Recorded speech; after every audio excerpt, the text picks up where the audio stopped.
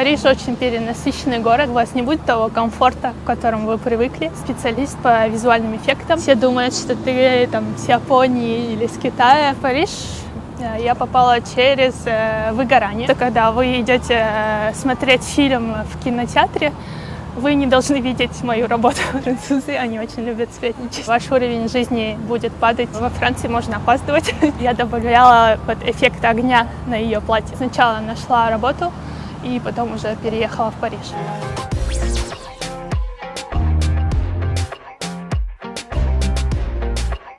Для меня Париж — это такое разнообразие, столько всего интересного, музеи, люди. Самое интересное, что все такое разное, и как будто тут тебе никогда не будет скучно. Мне кажется, Париж — это такое популярное место, что так много советов, куда идти, какие музеи. Но, может быть, я посоветовала бы попробовать жить как местные. Не жить как местные, но, например, не обязательно идти в Лувр, можно пойти в другой музей, изучить более маленький музей. Я посоветовала сходить в музей Орсей. Там все знаменитые картины импрессионистов и других художников. Иногда бывают временные выставки. Если вы попадете на одну интересную выставку, это уже будет классно. Также советую другие более маленькие музеи. Например, если у вас мало времени, не обязательно стоять в огромной очереди в Лувр. Можно посмотреть другие маленькие музеи. Можно успеть посмотреть, например, 2-3 маленьких музея. И мне очень нравится атмосфера в этих маленьких музеях. Второе, я бы, наверное, все-таки посоветовала взять бато-муш. Это лодки, которые возят вас в спасение. Сначала я думала, зачем мне смотреть на лодки, я уже все видела. Но когда один раз ночью взяла такую лодку, и все показалось мне таким красивым, я была в шоке, что Эйфелевая башня, оказывается, реально очень красивая ночью. И я посмотрела все туристические места с каким-то новым взглядом, с новой перспективой. Поэтому советую все-таки взять красивую лодку, прокатиться на ней. И третье, советую сходить в какой-нибудь джаз-бар. Нужно, наверное, заранее посмотреть, какие есть.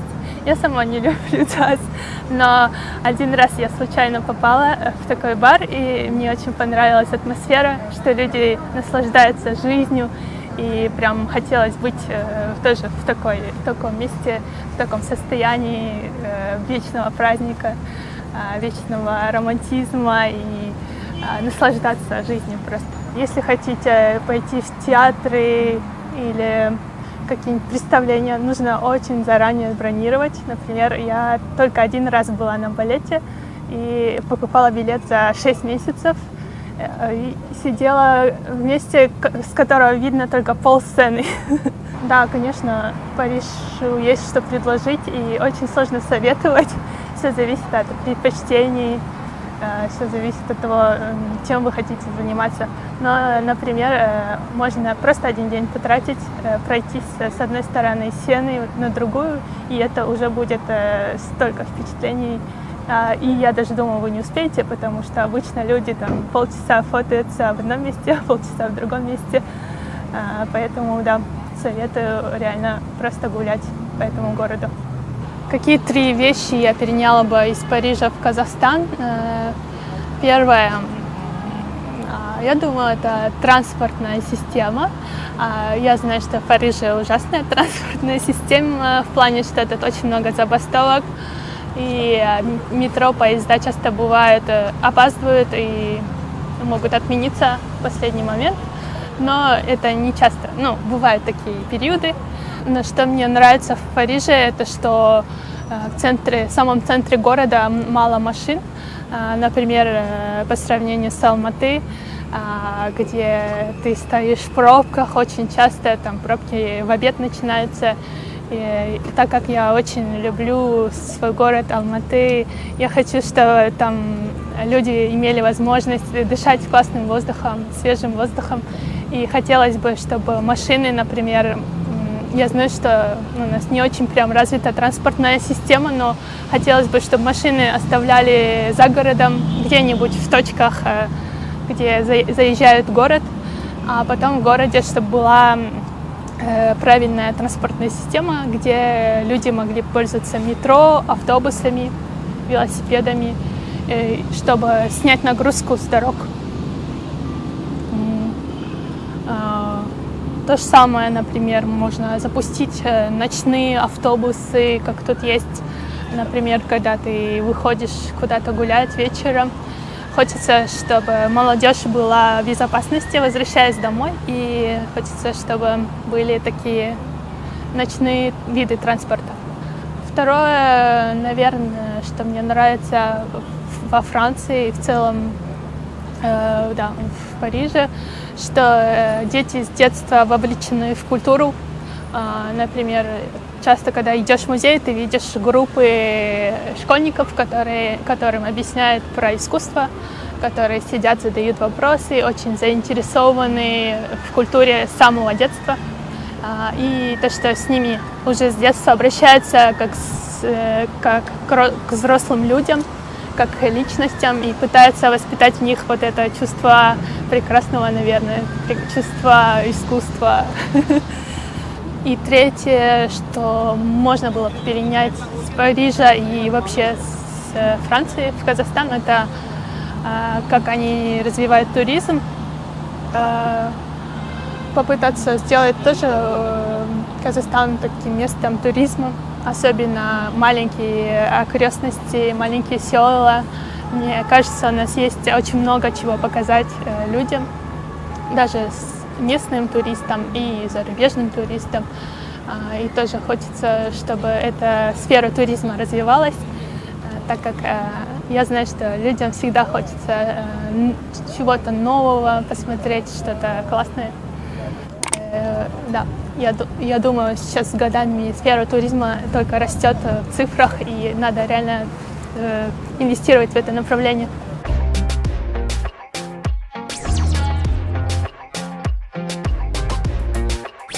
С какими трудностями встречаются экспаты, когда приезжают в Париж?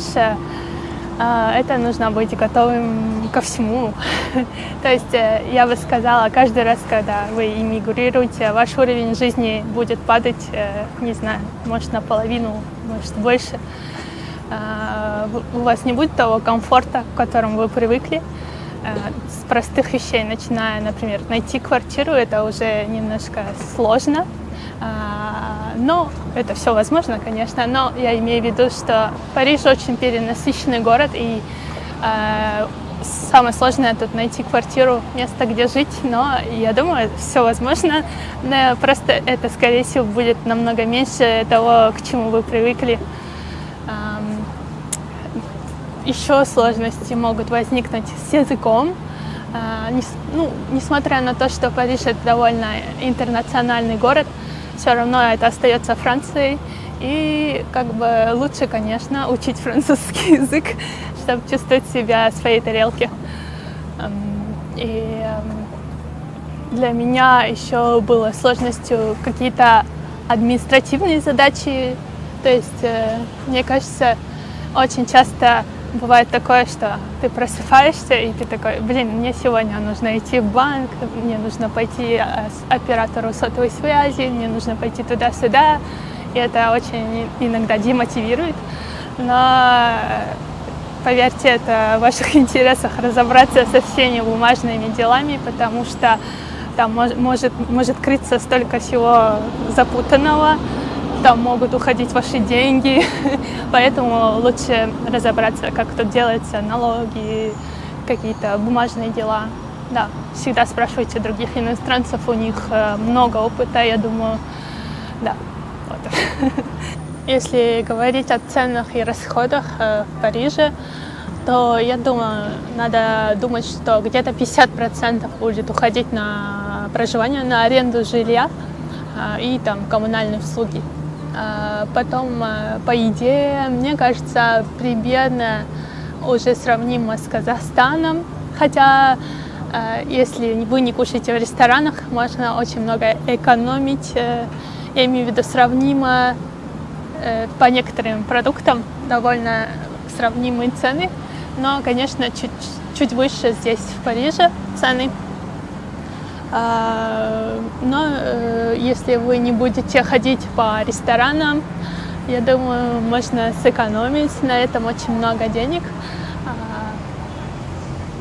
Потом, так как это Париж, тут будет, может, уходить много денег на развлечения. Если вы покупаете себе еще транспортную карту, то это будут дополнительные расходы. Но всегда можно сэкономить, ездить на велосипеде, например. Если сравнивать зарплату с Казахстаном, зарплаты выше, чуть выше, да. Но, например, тут у тебя не будет очень сильного роста между младшим специалистом и старшим специалистом. Ты будешь получать чуть больше, но не то чтобы очень больше. То есть иногда, я думаю, французы живут в таком состоянии, что не обязательно добиваться супер успехов, надо просто найти среднюю работу, наслаждаться жизнью, потому что зарплаты тут примерно как будто равные у большинства населения. Ну и если ты хочешь получать реально много, то надо там реально придумывать что-то, выворачиваться. И по еде в Алмате было намного дешевле. Если ходить в рестораны и кафе, то да, мне казалось, что в Алмате дешевле. Но если, например, покупать продукты в магазинах, то получается в последнее время довольно сравнимые цены. Да, я думаю, главное отличие в том, что в Казахстане сервис дешевле намного и качественнее.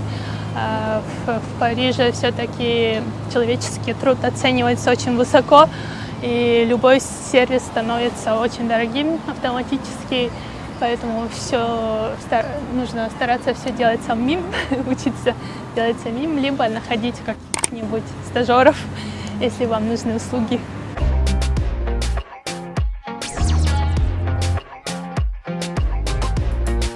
Я работаю в сфере кино, специалист по визуальным эффектам.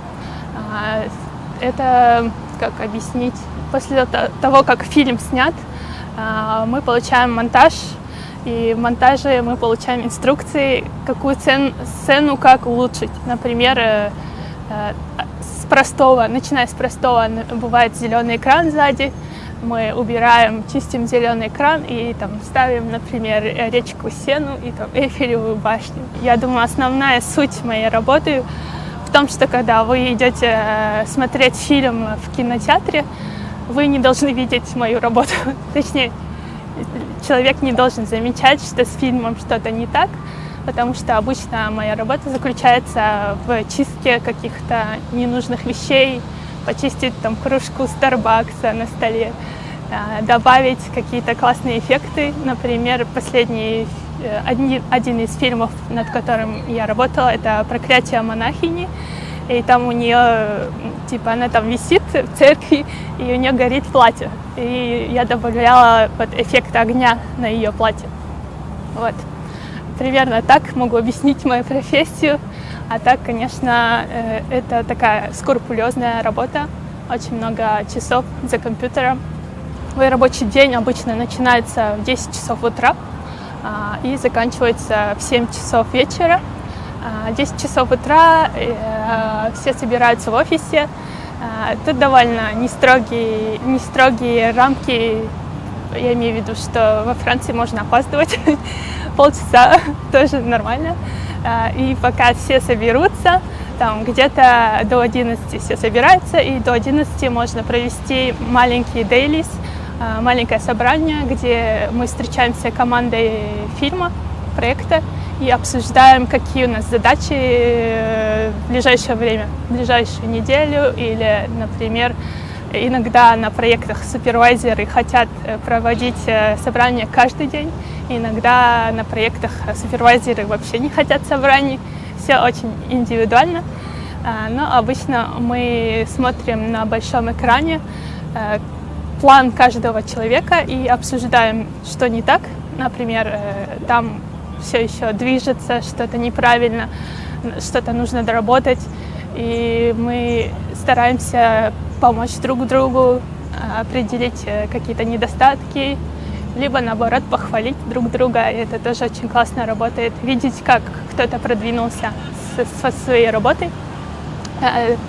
И также обычно супервайзер смотрит, у кого что лучше получается, и говорит: вот, например, Камила делает очень классно чистку зеленого экрана. Сходите к ней сегодня, посмотрите, как она это делает. И вот так у нас собрание заканчивается, потом люди уходят на перекуры или на кофе, и уже потихоньку начинается рабочий день. Не знаю, берешь свой план, у тебя всегда есть расписание на день, 1-2 плана в день, например, и просто продвигаешься по своему плану. Если у тебя какие-то проблемы с твоей работой, ты должен всегда сообщать это продюсеру или супервайзеру, так они могут тебя направить к правильному человеку. Ты всегда можешь спросить у старших специалистов. Что очень классно в этой компании, что тебя никогда не оставят одну, тебе постараются помочь, и потому что это общее дело, все хотят, чтобы фильм продвигался, чтобы проект продвигался, чтобы мы успели вовремя и не сидели допоздна, поэтому тебе будут все помогать. Над какими фильмами я работала? Первый фильм это был «Boys in the Boat», это режиссер Джордж Клуни. Я до этого тоже не знала, что он был режиссером, но вот он снял этот фильм, и он был даже в каком-то лонг-листе на Оскар. Шорт-лист он не попал. Этот фильм он был про академическую греблю во время Второй мировой войны. То есть там нужно было удалять все современные объекты и добавлять то, что было в ту эпоху. Например, из интересного, что мы делали, это увеличивали стадион, там снимали, как они гребут, там сзади или спереди там стадион со зрителями, но так как массовку сложно собирать, там они делали отдельно съемки некоторых людей, а ты потом это в 3D ставил такие плашки с людьми и увеличивал количество людей на стадионе. И сам стадион тоже как 3D-модель. Все выглядит очень реалистично. Я очень рада результату, несмотря на то, что там было очень много шотов. Мы успели сдать проект вовремя. Из тех проектов, который мне понравился, это был еще фильм «The Kitchen», который вышел на Netflix. И это был, наоборот, про футуристический Лондон годов 40-х, я уже не помню. И в этом футуристическом будущем у людей были проблемы с жильем, и их выгоняли с их места. Команда фильма снимала этот район где-то в окрестностях Парижа. Потом мы дорабатывали этот район, добавляли какие-то здания, убирали какие-то здания, чистили здания, добавляли на них флаги разных стран.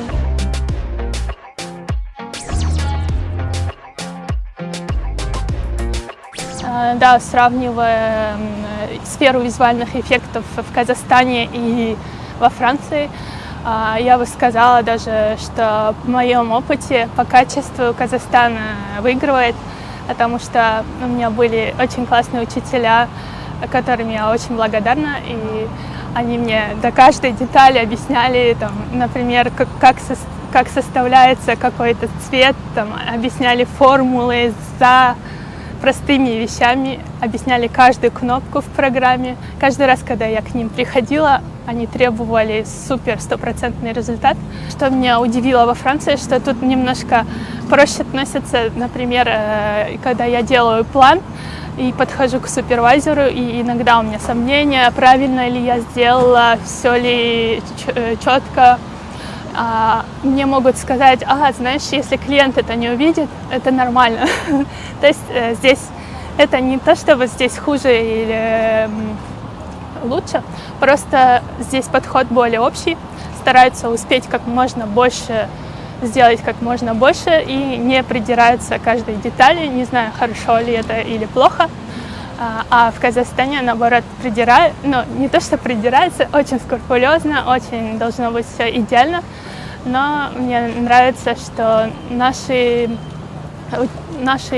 специалисты стараются научить тебя прям полностью, передать свой опыт. Какие 3 совета я дала бы людям, которые хотят работать в сфере визуальных эффектов? Первое – это смотреть вокруг, учиться. Точнее, сфера визуальных эффектов, она начинается с базовых знаний.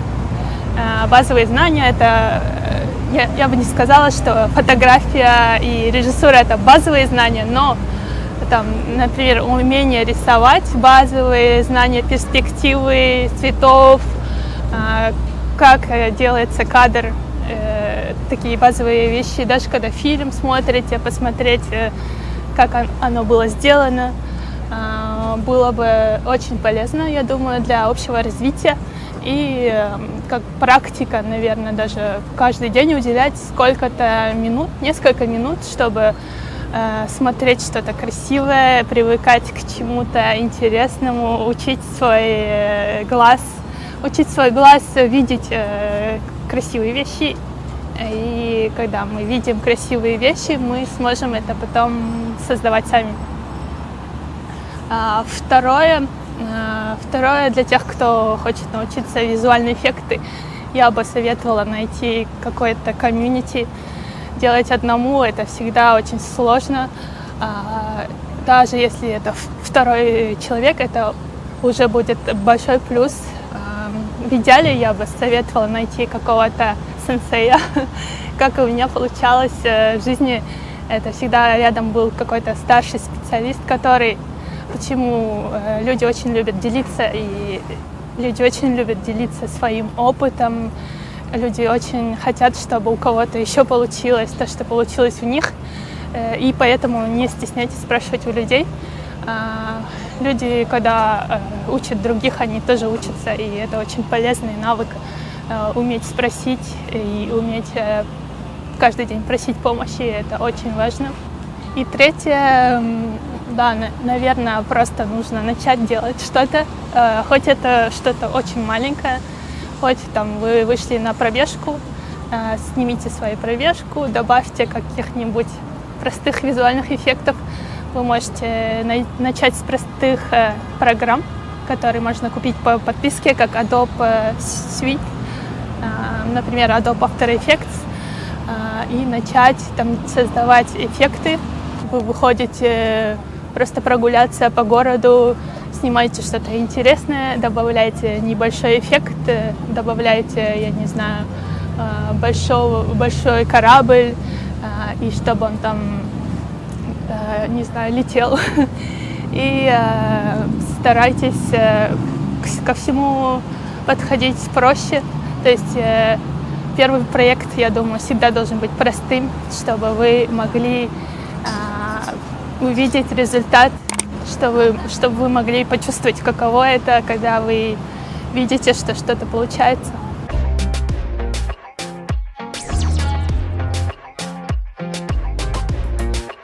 Какие 3 совета я бы хотела дать тем, кто хочет получить опыт в Европе или за рубежом? Первое – это не бояться. Как я говорила, реально мы всегда думаем, что где-то там лучше, чем у нас, Европа в фильмах лучше, чем мы. Но по приезду я поняла, что это не так, что ты такой же классный специалист, как все другие. И надо всегда думать, что ты ничем не хуже. И реально смело пробовать себя в разных направлениях, смело пробовать себя в других местах. Я думаю, они тоже ищут иностранных специалистов. Да, и они всегда пытаются сохранить тех, кто имеет другой опыт, чем те же местные люди. Например, ты со своим опытом, приехавший из Казахстана, ты можешь ждать больше, чем человек, который просто выучился в частной школе в Париже и продолжает делать то же самое, что я. Второе, наверное, каждый случай нужно рассматривать индивидуально и в зависимости от сферы вашей профессии смотреть, как лучше начать. Стоит ли сразу искать работу, либо стоит ли сначала искать стажировку. А может, проще будет сначала найти какую-то магистратуру, сделать 1 год, второй год магистратуры и потом уже искать работу. Потому что учеба вам тоже даст возможность сначала ознакомиться со страной, с языком, с культурой. И когда вы пойдете работать в эту страну, вы будете уже примерно знать, как общаться с людьми. Поэтому, да, я бы, наверное, посоветовала сначала взять маленькую стажировку или обучение. Можно даже платное обучение, там, 3 месяца какой-нибудь буткамп взять. Третье, опять же, не стесняйтесь спрашивать у других людей. Я думаю, у других людей есть чем поделиться. Опыт может вам помочь. Их опыт может вам сэкономить время и помочь как-то скоротить этот долгий и сложный путь по поиску работы. В Париж я попала через выгорание. То есть в Алмате я работала 5-6 лет. И в какой-то момент очень устала работать, потому что у меня не было почти пауз, и я там оставалась ночью, вечером, проекты. И в какой-то момент я себе сказала, я же всю жизнь хотела учиться за рубежом, почему бы не попробовать сейчас? Это может быть классной паузой. Я возьму 1 год и попутешествую, посмотрю мир. И тут я начала подавать в разные страны. Так поступила во Францию. То есть это Франция меня выбрала, единственное. И я поехала в маленький город Дижон, там, где делают горчицу и вина. И когда я туда попала, я была немножко в шоке, потому что все было маленьким. Я имею в виду, что после Алматы это был очень маленький город, почти как село.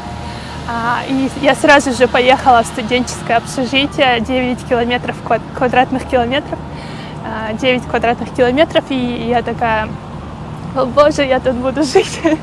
Это для меня был какой-то шок, но вот проучилась год, там и ковид был, и все такое, но в какой-то момент вот эта жизнь меня заинтересовала, студенческая жизнь, общение с новыми людьми, социализация, изучение мира. Там и были Erasmus программы, семестры за рубежом. В общем, все как-то затянуло.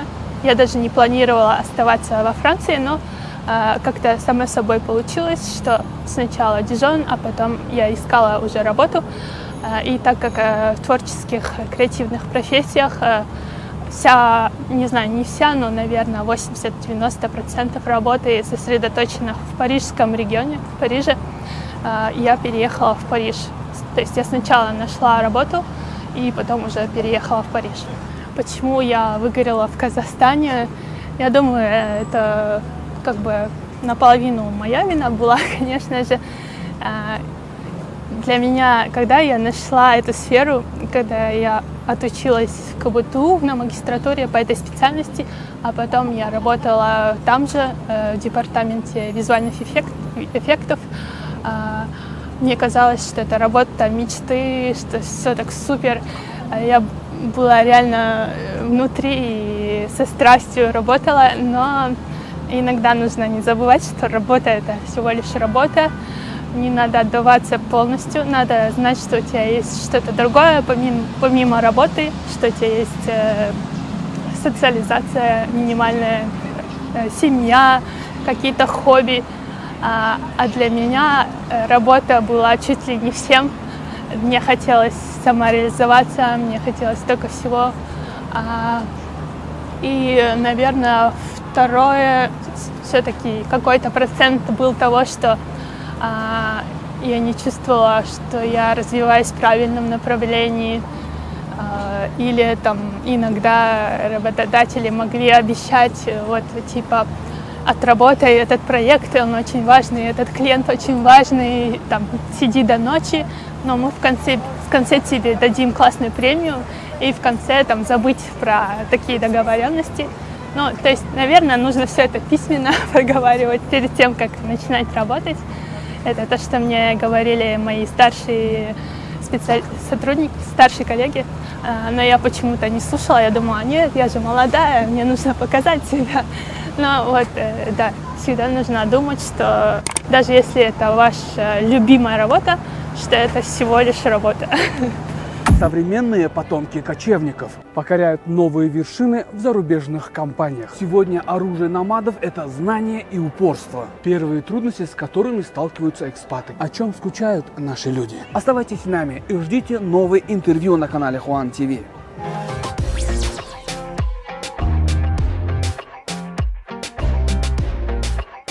Каково быть казахом в Париже?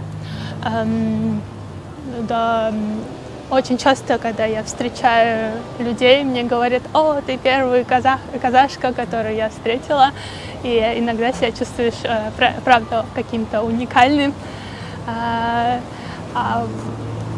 А с другой стороны, иногда, когда все думают, что ты там с Японии или с Китая, и потом хотят подойти к тебе и похвастаться своими знаниями, я не знаю, аниме, японского, еще чего-нибудь, подходят к тебе, и у них такой облом происходит, типа, ты что, с Казахстана? Что это вообще, типа, это где? И потом это интересное такое упражнение, каждый раз объяснять, что такое Казахстан, где мы находимся, и да, мне тоже интересно рассказывать про свою страну, но все-таки хочется, чтобы они тоже знали больше. Вот. Чем французы отличаются от казахов? Французы вообще очень вежливые, иногда даже слишком вежливые. Когда я еще жила в Дижоне, в маленьком городе, я как-то первые дни гуляла, и мне просто незнакомые люди говорили «бонжур», типа «привет». И было очень неожиданно слышать от незнакомых людей. Но потом со временем к такому привыкаешь, и сам тоже начинаешь пользоваться вот этими формами вежливости, улыбки, стараешься быть доброжелательным. Но иногда там видишь какие-то другие вещи, например, на работе у меня коллеги любят очень обсуждать других людей, других коллег, и это очень смешно наблюдать, потому что часто бывали такие эпизоды, когда мы такие группой сидим, а потом раз один парень вышел, и тут минута прошла, и сразу начинают его обсуждать, и я такая, что происходит? А потом там еще кто-нибудь вышел, и его начинают обсуждать. Потом я так всегда думаю, я сейчас выйду, и меня начнут обсуждать. И вот очень интересные люди в этом плане, французы, они очень любят сплетничать, особенно на работе. Какие 3 вещи я переняла бы из Казахстана в Париж? Ну да, я думаю, в Казахстане классно развита цифровизация и Go, то, что все можно найти в одном месте. Было бы, наверное, классно для Франции сделать такую систему, чтобы я не теряла время с этими бумагами постоянно. И да, это очень удобно. Второе, тут хотелось бы тоже видеть больше порядка.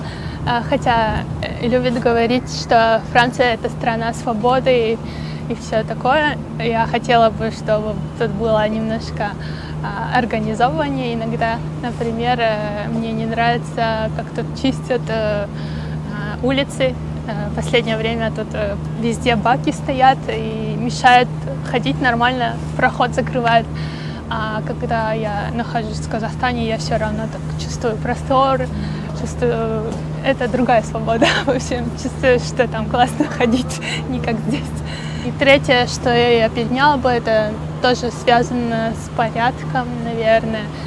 Я была свидетелем того, как едешь в аэропорт или с аэропорта я ехала, и на одной остановке просто у туристов забрали их вещи, кошельки, и не помню, что это было. И я немножко была в шоке, неожиданно все это было для меня, что среди белого дня могут так просто забрать твои вещи.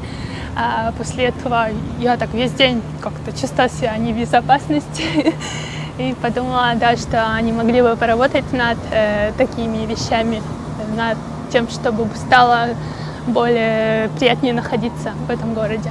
В Казахстане я все-таки чувствую себя более в этом плане безопасно с моими вещами, там, за исключением автобусов, может быть, то, что надо немножко смотреть. Но, например, когда я говорю моей сестренке: ой, твой телефон торчит из кармана, она мне говорит: успокойся, мы в Казахстане. Потому что, когда она была здесь, она тоже видела, что надо быть осторожнее с вещами.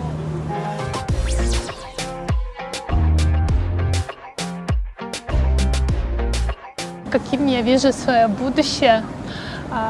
Если честно, мне кажется, что мир сейчас развивается с суперскоростью, и на этом фоне, конечно, бывают какие-то страхи и волнения.